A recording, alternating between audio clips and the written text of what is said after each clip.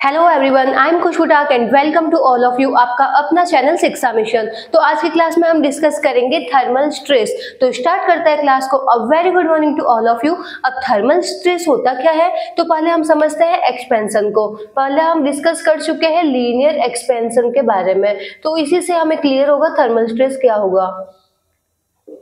Linear expansion, linear expansion क्या होता है, अगर कोई एक रॉड है, उस रॉड को अगर आप हीट करते हो, अगर आप उसको गर्म करते हो, उसका टेम्परेचर अगर आप इंक्रीज करते हो, तो उसकी जो लेंथ है, उसकी जो डायमेंशन है, वो क्या हो जाती है, थोड़ी सी चेंज हो जाती है। जैसे मान लिया यहाँ पे मेरे पास में ये L लेंथ की रॉड है, अब मैंने इसको क्या किया है, हीट किया है। तो हीट से क्या होंगे, इसके जो मॉलिक्यूल्स है, मॉलिक्यूल्स क्या करेंगे, मूव करेंगे, तो इसकी जो डायमेंशन है, डायमेंशन चेंज हो जाएगी, तो इसकी लेंथ क्या हो जाएगी, थोड़ी सी इंक्रीज हो जाएगी। अभी तो इसकी लेंथ कितनी है, L। अब यहाँ पे इसकी लेंथ कितनी हुई, थोड़ी सी इसकी लेंथ इंक्रीज हो जाएगी। तो हमने मान लिया इसकी जो डेल L लेंथ है वो क्या हो गई, इंक्रीज हो गई। तो अब इसकी ओरिजिनल लेंथ कितनी हो गई, L प्लस डेल L। तो अब इसकी लेंथ क्या हो गई, पहले थी L तो अब हो गई L प्लस डेल L। जैसे फॉर एग्जाम्पल मैंने मान लिया ये रॉड है, वो है 5 मीटर की रॉड है। अगर मैंने इसको हीट किया तो इसकी जो लेंथ है वो क्या हो गई, 5.02 मीटर। तो यहाँ पे डेल L की वैल्यू कितनी आ गई, कितना इसमें एक्सपेंशन हुआ, एक्सपेंशन हुआ 0.2।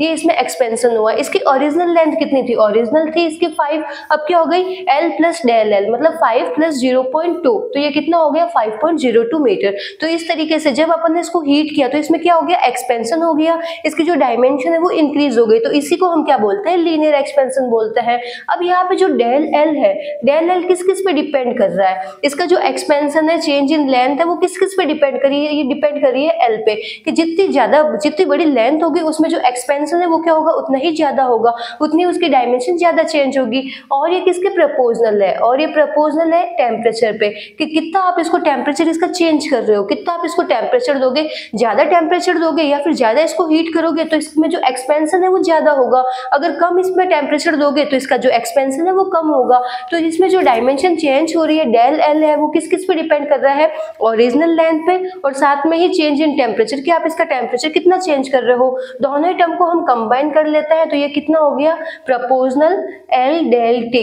जो एक्सपेंशन है, डायमेंशन जो चेंज हो रही है वो किसके प्रपोजनल है, लेंथ के, और साथ में चेंज इन टेम्परेचर के। जब भी प्रपोजनल का साइन हटता है, इक्वल का साइन आता है, साथ में आता है कोफिशिएंट। तो यहाँ पे भी क्या करेंगे, हम प्रपोजनल का साइन हटाएंगे, इक्वल का साइन आएगा, इसमें जो कोफिशिएंट आएगा उसको अपन बोलते हैं अल्फा।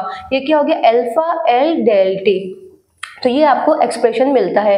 यहाँ पे हमने क्या किया, प्रपोजनल का साइन हटाया, प्रपोजनल का साइन जब भी हटता है इक्वल का साइन आता है, साथ में आता है कोफिशिएंट। तो यहाँ पे जो कोफिशिएंट है वो क्या आया, अल्फा। अब यहाँ पे अल्फा क्या है, यहाँ पे है थर्मल एक्सपेंशन। इसमें एक्सपेंशन कितना हुआ,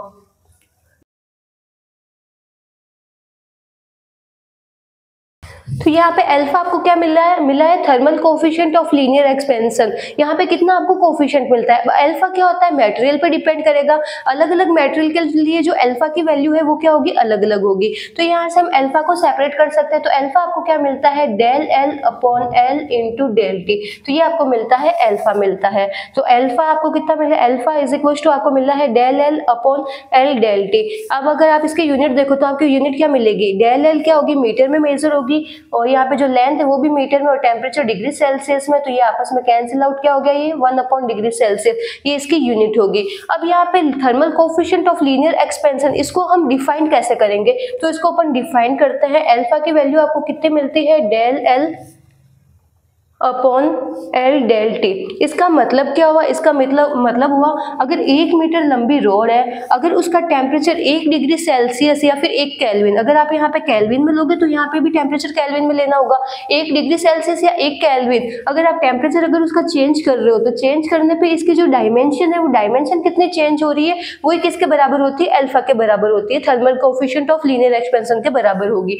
अगर लेंथ 1 मीटर की रॉड का टेम्परेचर 1 डिग्री सेल्सियस चेंज करने में, एक रॉड है 1 मीटर लेंथ की रॉड का टेम्परेचर 1 डिग्री सेल्सियस चेंज करने में इसमें एक्सपेंशन कितना होता है, जो रॉड है वो कितनी बड़ी होती है, कितनी इंक्रीज होती है, उसमें एक्सपेंशन कितना होता है, तो वही किसके इक्वल हो जाएगा, अल्फा के बराबर हो जाएगा। तो थर्मल कोफिशिएंट के इक्वल हो जाएगा। तो यहाँ से आपको क्लियर हो गया अल्फा क्या है। यहाँ से वापस देख लेते हैं, एक रॉड है L लेंथ की, अगर अपन उसको हीट करेंगे तो इसके मॉलिक्यूल्स क्या करेंगे, मूव करेंगे, तो उसकी जो डायमेंशन है वो चेंज हो जाएगी। तो इसकी लेंथ L होगी क्या होगी, डेल एल इसमें लेंथ इंक्रीज हो गई, तो लेंथ कितनी हो गई, एल प्लस डेल एल हो गई। अब जो इसकी डायमेंशन चेंज हो रही है वो किसके प्रोपोर्शनल है, लेंथ के। जितनी बड़ी लेंथ होगी उसमें एक्सपेंशन उतना ही ज्यादा होगा। साथ में ही टेम्परेचर के, जितना ज्यादा आप उसमें टेम्परेचर चेंज करोगे, जितनी ज्यादा आप उसको हीट दोगे, उसमें एक्सपेंशन उतना ही ज्यादा होगा।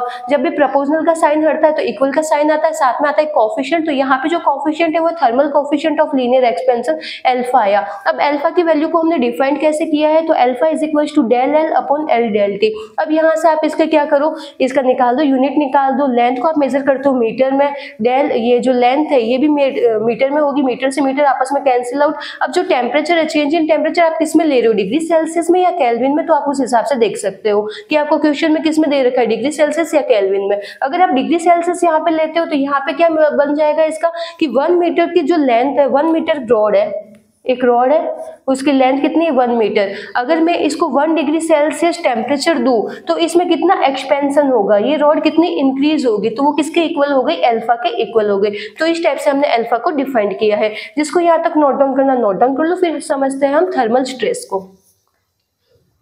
अब देखते हैं अपन थर्मल स्ट्रेस क्या होता है। तो अभी हमने क्लियर किया लीनियर एक्सपेंशन। अब थर्मल स्ट्रेस देखो, अगर मैं यहाँ पे 2 बेस लगा दूं सॉलिड, और अगर यहाँ पे मैं रॉड रख दूं, तो यहाँ पे जो एल लेंथ की रॉड है उसको आपने फिक्स कर दिया है, यहाँ पे आपने फिक्स कर दिया है। अब ये क्या है, सॉलिड है और लेंथ को आपने यहाँ पे रख दिया। अगर आप इसको हीट देते हो तो अब इसमें क्या होगा, एक्सपेंशन नहीं हो पाएगा। क्यों नहीं हो पाएगा, क्योंकि यहाँ पे एक्सपेंड होने के लिए इसको जगह ही नहीं मिल रही है, तो इस रॉड में एक्सपेंशन नहीं हो पाएगा। तो इसमें एक्सपेंशन नहीं होगा तो इसमें क्या आ जाएगा, इसमें आ जाएगा स्ट्रेस आ जाएगा। तो इस टाइम इसमें जो स्ट्रेस होता है उसी को हम क्या बोलते हैं, थर्मल स्ट्रेस बोलते हैं। अगर इसमें एक्सपेंशन होता तो इसमें एक्सपेंशन कितना होता, del L is equal to L alpha del T. लेकिन अभी इसमें एक्सपेंशन नहीं हो पाएगा क्योंकि यहाँ पे हमने इसको क्या कर दिया, दोनों साइड से हमने इसको फिक्स कर दिया है।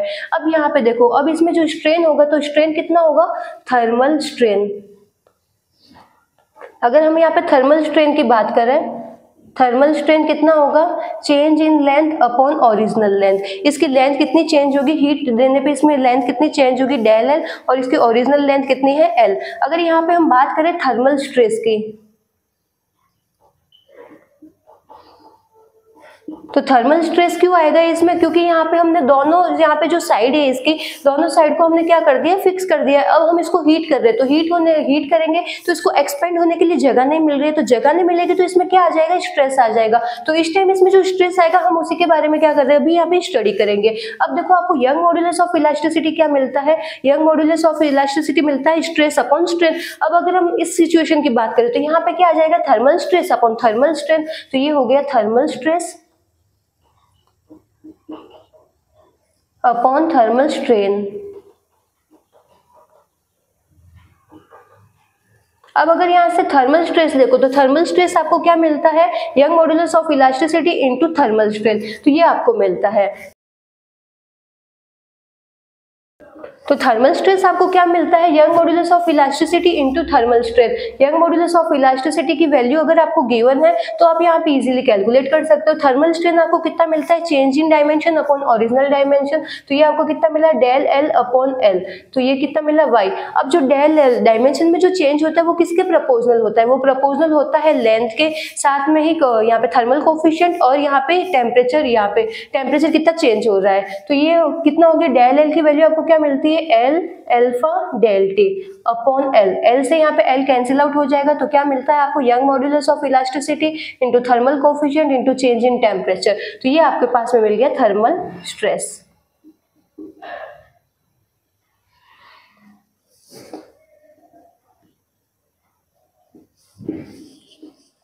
तो इस टाइप से थर्मल स्ट्रेस को हम इस तरीके से डिफाइन करते हैं। थर्मल स्ट्रेस क्या होता है, young modulus of elasticity into thermal coefficient into change in temperature. अब अगर यहाँ पे हम बात करें फोर्स की कि इस पे फोर्स कितना लग रहा है, तो स्ट्रेस क्या होता है, स्ट्रेस होता है फोर्स पर यूनिट एरिया, तो इसको अपन लिख सकते हैं फोर्स पर यूनिट एरिया। तो ये क्या हो गया, वाई अल्फा डेल टी। अगर आपको यहाँ से फोर्स को कैलकुलेट करना है तो ये क्या हो गया, young modulus of elasticity into area into thermal coefficient into change in temperature. तो इस टाइप से हम फोर्स की वैल्यू को डिफाइन कर सकते हैं। तो ये हो गया थर्मल स्ट्रेस। तो आज हमने linear expansion and thermal stress के बारे में स्टडी की है। अब जो नेक्स्ट क्लास होगी उसमें हम इस पे बेस्ड न्यूमेरिकल क्वेश्चन को सॉल्व करेंगे। जिसको यहाँ तक नोट डाउन करना नोट डाउन कर लो। Thank you.